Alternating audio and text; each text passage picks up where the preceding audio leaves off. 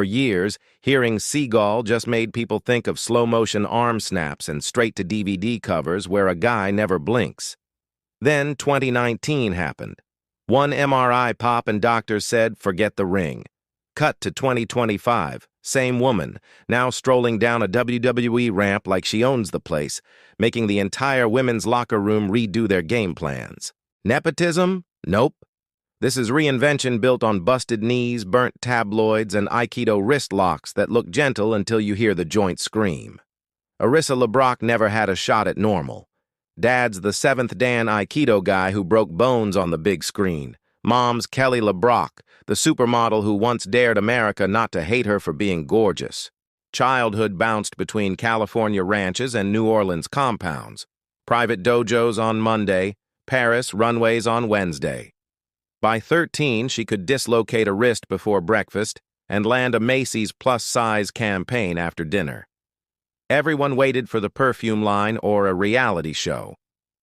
Instead, she bought a plane ticket to Orlando, walked into a WWE tryout in 2017, and told Norman Smiley, "I'm not here for a courtesy look. Sign me or don't." The 2019 Performance Center invite felt like fate. First drill, rope running. Third bounce. Knee went sideways like wet denim tearing.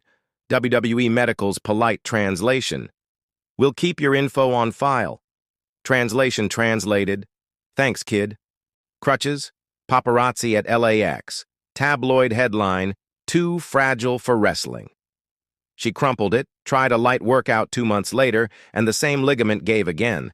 Doctor's final verdict, find another dream. Dustin Rhodes slid into her DMs. "Doors open at 6, lock at 6:05, be late, stay broken." She limped in at 5:59, knee brace smelling like antiseptic and doubt. First month, no grappling, just breathing drills and film study. Inoki, modern BJJ, dad's old Aikido demos. Week 5, first painless takedown on a dummy. Month 4, chaining wrestlers twice her size and begging for extra rounds. Local reporter asked Dustin what made her different. He answered, "She's the first legacy I've trained who refuses to coast on DNA." Most second-gen kids photocopy Dad's playbook. Arissa lit hers on fire and wrote a new one. BJJ supplies the boa constrictor calm. Triangles, knee bars, the quiet hunt for a tap. Aikido adds the standing weirdness. Wrist locks, redirection, making a 130-pound arm drag feel like a car crash. Put them together and you get flow control. One sequence, fake overhand, slip behind, wrist capture, Kotegaeshi crank. When they yank away, slide to the back, sink the choke. Looks polite on camera, feels like a kidnapping in real life. At a March 2023 showcase, she debuted it, subbed a 5'10" volleyballer in 4 minutes flat. Girl tapped, then asked if Arissa had a twin because nobody bends arms that many ways. 2 years in a Dallas studio.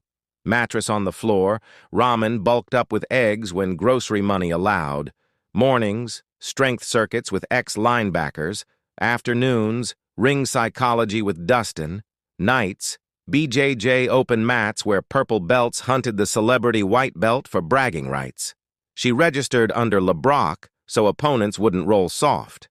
Medals stacked, bronze in Dallas, silver in Houston, gold at a tiny invitational that paid $50, and a burrito coupon. She framed the coupon. Every 6 weeks, she emailed WWE fresh MRIs. Silence. She told herself silence was just part of the story. January 2025, 2:13 a.m., voicemail from a Stamford number. "Miss LeBrock, you're cleared. Dark match week, Orlando. Bring that wrist stuff." She played it 6 times, cried, caught the red eye, hit stretching lines by 7. 3 5-minute rolls, 2 subs on signed prospects, 0 small talk. Next day, her name appeared on the internal sheet, Arissa LeBrock versus Valentina Feroz. Script said, safe, friendly, handshake finish. Bell rings. 30 seconds in, Valentina throws a leg kick. Arissa catches, sweeps, slides into a knee bar. Ref yells, break. Crowd gasps anyway. Rest of the match looks like a shark toying with dinner. Finish, spinning back fist into wrist clutch, Kotegaeshi throw, scorpion cross lock. Tap at 5:44. Backstage, producers stare like someone just rewrote physics.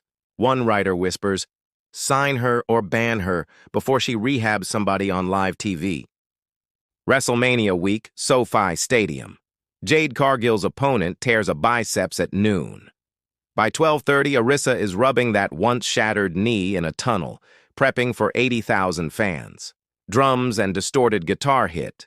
Dad's old movie vibe, she walks out calm as Sunday. Story, Jade overpowers, mocks the knee brace. Arisa pops the brace off mid-match, grins horror movie style. Still works. Climax, Jade hoists for a press. Arisa slips, traps the wrist, hits the Kotegaeshi flip, bridges into the rear naked. Jade muscles out, hoists again, small package cradle, near fall.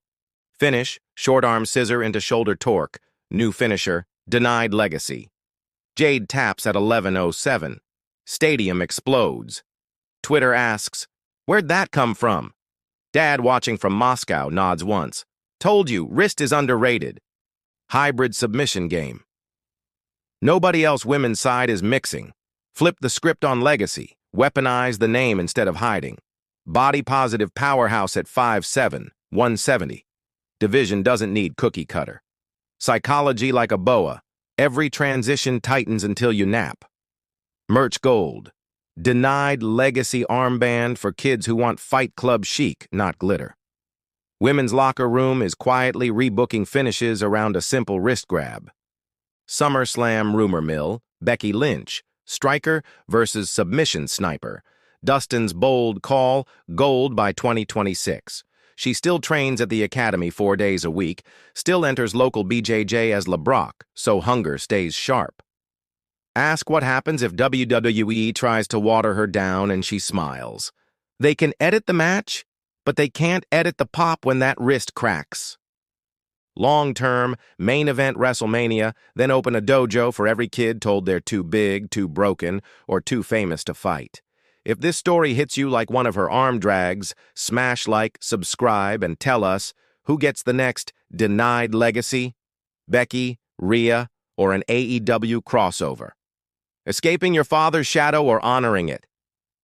She always answers the same. I'm standing in my own light.